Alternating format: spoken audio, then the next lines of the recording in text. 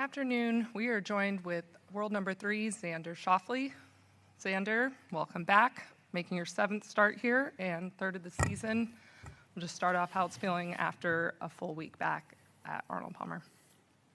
Yeah, it's good to be back. Feel pretty good. It's finally a little bit warmer, so that's helping. And yeah, a lot of work to do with little time. We're going to go ahead and already open up for questions. If you have a question, raise your hand. We'll get a microphone over to you. We'll start off over here on left with Gary. Xander, the last time you were here, pretty good tournament. Scotty kind of lapped everybody. But since then, you've won 2 majors. How do you feel differently after having won 2 of those tournaments as opposed to, maybe a year ago at this time? Unfortunately, I think those 2 majors have absolutely nothing to do with what's going on right now, with what I'm doing and me just trying to get back into good golfing shape. So it's a nice thing to think about in my head, but it's definitely not where my brain's going. I'm just trying to tackle the task at hand and learn from my flaws last week, my struggles last week, and try and clean them up for this week. Stick on left, Gene, then we'll move over in the middle. Xander, when Jay was in here earlier, he was probably either generic, generalizing, evasive, whatever you want, whenever the subject of a potential reunification of LIV and the tour subject came up. As a player and in conversations that you've had with other players, do you sense that there's sort of a fatigue setting in because this thing has gone on for so long? I think everyone was pretty excited. There were whispers about things getting back together, and I'm sure there's a ton of stuff that he's not allowed to talk about based on NDAs and things of that nature. So I'm sure that's where the evasive, sort of boring answers came from. But yeah, things take time. I think everyone knows that. Everyone should be pretty primed by what's been happening in our game of golf to be patient and know that it's gonna get somewhere at some point when no one knows when. We have Mark, then Bob. Xander, how would you assess where you're at after last week health-wise and also in terms of your form? Form's a bit dodgy. I feel pretty good, actually. Yeah, I think it was a true test. Probably the worst course to come back to after not playing much golf, just from a confidence standpoint. But luckily, I'll convince myself otherwise. But overall, yeah, body feels good, and I'm excited to try and get back in the swing of things. Bob, go ahead. You said at the beginning, like you feel like you got to catch up or you're running out of time type of thing. Is there any danger in pushing too hard, to get yourself back to that point, as quickly as you can? Obviously, we know it's coming up. Big tournament this week, the Masters, and you want to be ready. But, is there some sort of fine line in there as well? Yeah, I think so.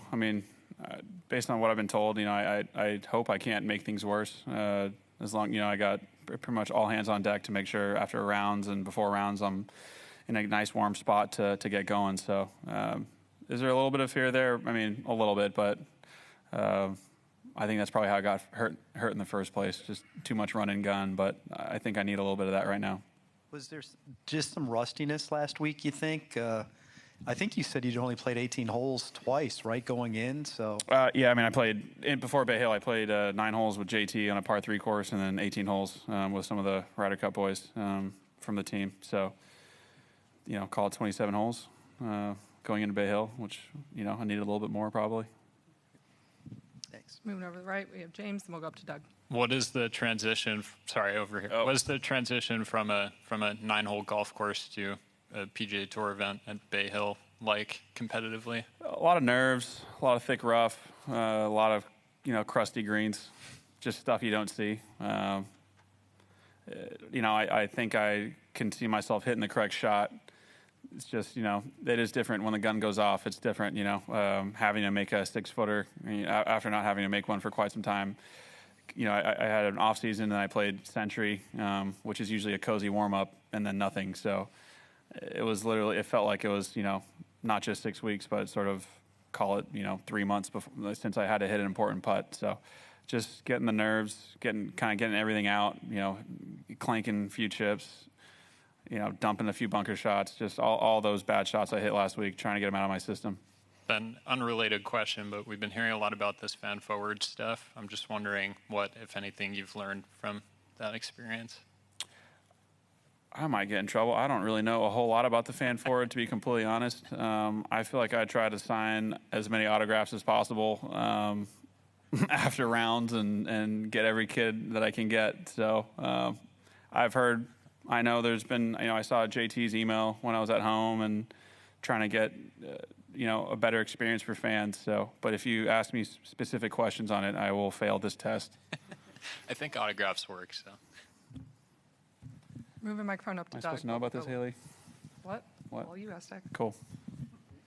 Yeah, so what can you tell us about the expanding on-site fan experience? I knew I hated Doug for a reason. I don't know, Doug. Why don't you tell me? I don't know it myself. Okay, very good. I wanted to ask you, when you came here for the first time, what you thought of this golf course, and has anything changed when you show up years later? I loved it. I came here before Puerto Rico my rookie year and played, and it was like Sunday-ish. It was 50 degrees and blowing 30 when I came here for the first time. Time out. What did you come here for? You were in the tournament, were you? I was not in the tournament. I just figured I'd play in it eventually, Doug. So I thought maybe practice, You played a practice round. Yeah, for Puerto Rico, though. That's what I did my rookie year. But I love the property. I actually think you have to think a lot more when we used to play it in May when it's dry and it's not overseed. I think it's a real thinker's course. You can't just bomb driver and catch the corner of the fairway and it stops. You're trying to shape shots so the ball runs out into the correct spots, and around the greens is really, really scary when the greens are almost kind of Bay Hill-y. So I still think it's a great test, and it produces great winners. But you finished second your first year, or low score of those not named Webb, and then you miss a bunch of cuts, and there was a backdoor T20, and then a really nice finish last week. You're not alone like that. There's guys who have won this thing who wonder how they ever won here. Why is it, do you think, that you've got so many varied results of so many people? Like there's no steady, like Tiger of Firestone stuff. This is, some of these guys are all over the map. What is it about the course that does that? It's just, Scotty won it 2 years in a row. I think if you can, someone kind of got the whole package is going to play well here. He's hitting a lot of fairways. You can shape the ball off the tee. Your short game's wicked. You can get a little bit of relief on the greens. It's not like you need to, putt the lights out of it to play really well at Sawgrass. If you can strike it around the property, you can give yourself a little bit of relief. Second minute. Xander, when you really, really want to win a particular event, and there are expectations that you could and should, or could anyway, is that good? Does that add to you, or what are expectations like? Can they be good? Can they be bad? I think it's however you shape it up in your head. I feel like it's good to have high expectations. I think, for me at least personally, when I really want something, I usually work and I'm motivated extremely hard to get to that point. And just like a dog chasing its tail, I feel like I'll just keep going until I get it. And I'm stubborn that way. And I'm not thinking about the actual end result when I'm trying to get it. I'm thinking about trying to do all the things correctly to get there. So it's extremely validating and rewarding when you're able to meet the expectations. And when you don't meet them, you just keep pushing and you keep working harder. Moving over here on the left side. I know it's still ongoing, but physically, what did it take for you to get back to a point where you could play? And then you kind of mentioned it, but before rounds and after rounds, what are the things that you're doing to make sure that you're physically ready to play? Just extra physio work. I mean, I wouldn't even call it extra. Just making sure, certain parts of my body are moving well. A whole lot of nothing to get healthy, unfortunately. That area just seems, people say there's not much blood flow there. So, any sort of movement will maybe slow it down. So I did a whole lot of nothing, just sat around and sort of waited to heal.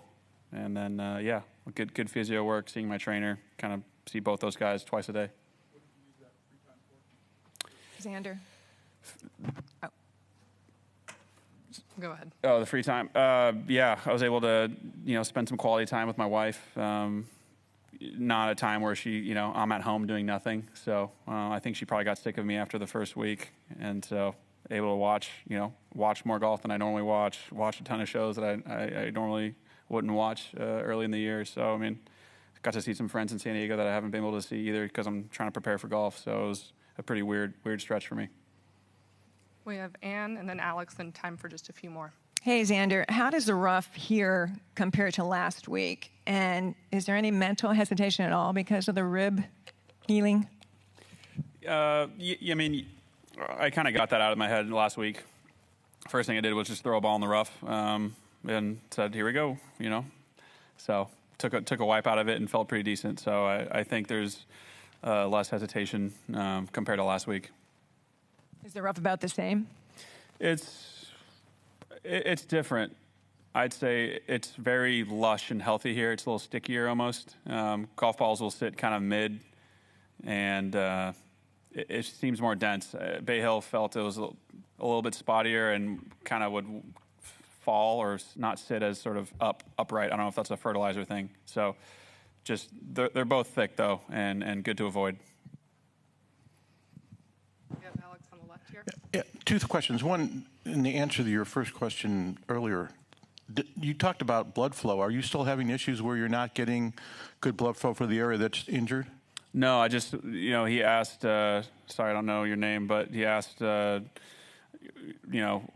what I have to do to get better. And I said a whole lot of nothing, just because there isn't a whole lot of blood flow in the area. It takes time to heal.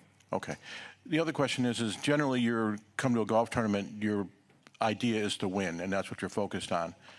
Do you have that focus this week? And if not, what is your goal this week? I mean, definitely trying to win still. It may look differently in my head, or I may need to work extra hard to get to that spot compared to other weeks where I feel like I can kind of let my round come to me, or, have what feels like coasting through preparation a little bit more. I need to have a lot more intent, coming back to do the right things, so I don't go down a weird path too early. So the goal and the mindset are the same, though.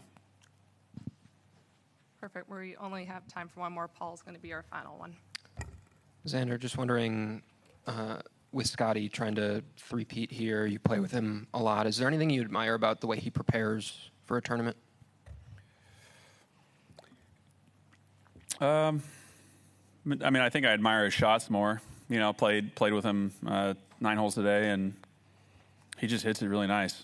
He chips it really nice and he hits it really nice. That's sort of the things that I can see. It's not like he's not like hitting it, 50 yards past anyone. He's just hitting the extra fairway more than someone. He's hitting it closer than everyone, and he's chipping it closer than everyone. And I had to do so much homework on the greens myself. I didn't have time to watch him putt. So yeah, he hits it really nice, and I think he's just got really good structure and preparation. So that's definitely something I take note of. But it seems like clockwork to me now. That's all the time we have for questions. Xander, thank you for the time. We have Adam Scott joining us right now.